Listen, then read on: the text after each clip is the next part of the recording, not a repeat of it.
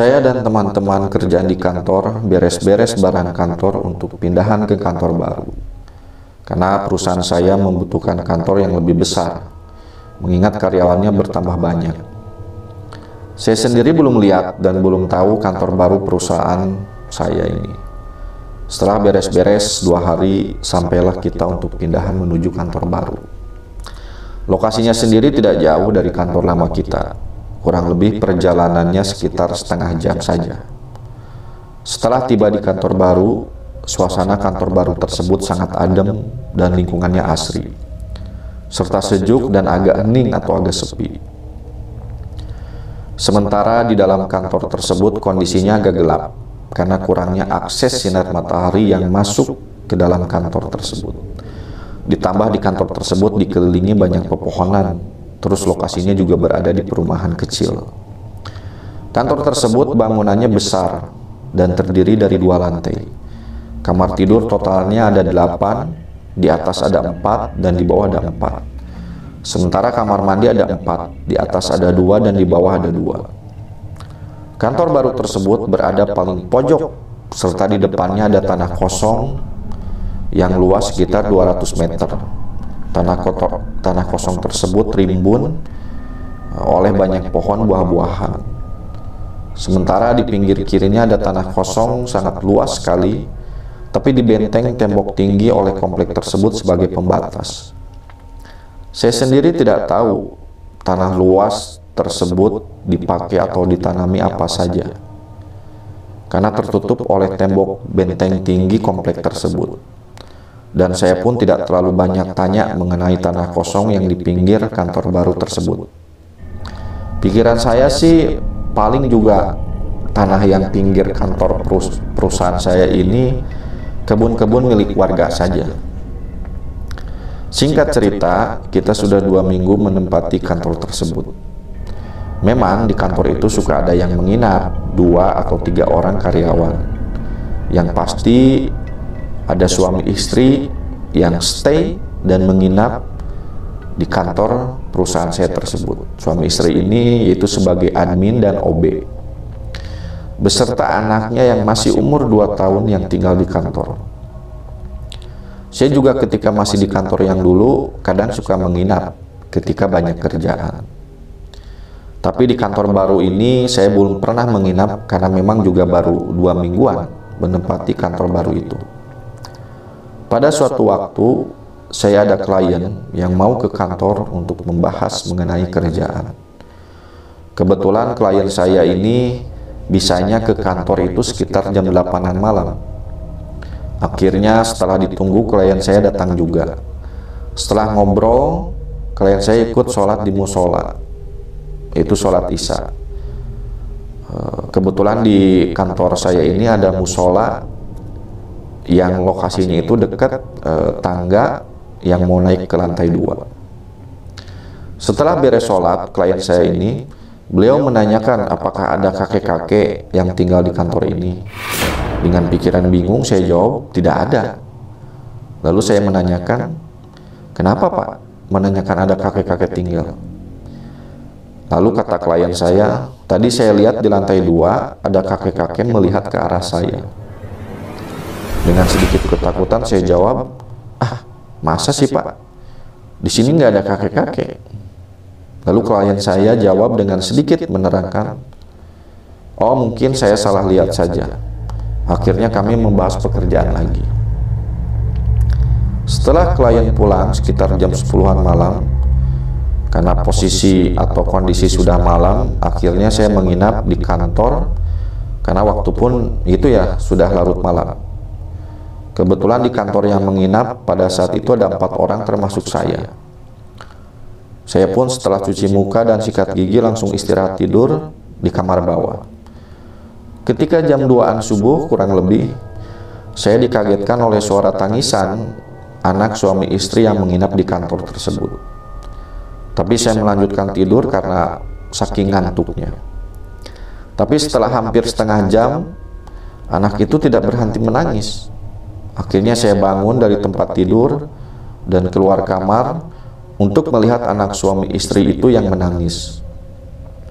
Ternyata mereka sedang berada di ruang tamu sambil gendong anak yang sedang menangis. Itu. Saya pun bertanya kepada orang tua tersebut, "Bu, kenapa anaknya menangis?" Lalu si ibu itu menjawab, "Tidak tahu, Pak.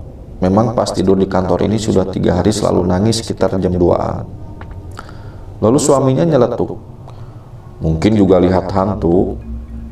Istrinya menjawab, "Akang, jangan ngomong gitu, ngelantur aja," sahut istrinya itu.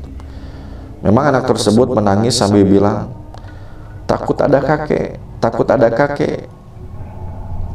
Lalu anak kecil tersebut dikasih air hangat yang dibacakan doa oleh bapaknya. Akhirnya anak itu berhenti menangis setelah hampir 1 jam terus menangis. Keesokan harinya saya tidak sengaja ketemu security komplek yang lagi patroli, yaitu di depan kantor. Saya ajak ngobrol sebentar sambil menikmati kopi, lalu saya tanya, "Pak, kalau kantor ini dulu keadaannya gimana ya?" Lalu security ini bilang, "Ya seperti sekarang aja, adem dan dingin. Cuman kalau malam para security yang jaga agak kurang berani kalau lama-lama melihat kantor ini." "Emang kenapa, Pak?" tanya saya. Gak apa-apa," jawab security. Saya malah makin bingung, tapi security itu langsung pamit karena harus kontrol komplek lagi. Pada hari Minggu, ya ketika saya libur, mendadak sekitar jam 4-an sore, saya ditelepon oleh klien untuk pertemuan besok hari Senin jam 10 pagi untuk presentasi mengenai kerjaan. Yang harusnya dijadwalkan hari Rabu, mendadak dipindah atau dimajukan kepada hari Senin.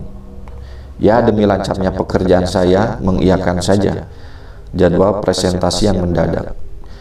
Cuma masalahnya saya harus membuat presentasi yang dimana presentasi itu datanya dari berkas, yang berkasnya itu ada di kantor. Dengan terpaksa saya harus berangkat ke kantor untuk mengambil berkas dan membuat bahan presentasi di PowerPoint. Akhirnya saya berangkat ke kantor. Setelah mengambil berkas, saya putuskan mengerjakan di kantor karena tanggung dan merasa capek juga kalau bolak-balik lagi ke rumah. Setelah mengerjakan 2 jam juga belum beres-beres, mendadak admin dan OB atau yang suami istri tersebut mau pulang karena orang tuanya sakit. Sempat sebelum berangkat, suami istri yang admin tersebut menanyakan ke saya, "Pak, mau pulang jam berapa?" Lalu saya jawab, "Nanti sudah beres buat presentasi ini." Akhirnya suami istri yang admin tersebut berangkat pulang, dan tinggallah saya sendiri. Ketika waktu sudah menunjukkan jam 9 malam, saya masih fokus membuat presentasi yang saya cocokkan dengan data-data di berkas. Supaya tidak terlalu sepi, saya nyalakan musik. Ketika saya mau ambil air minum di dispenser, tiba-tiba dari lantai atas ada seperti orang batu.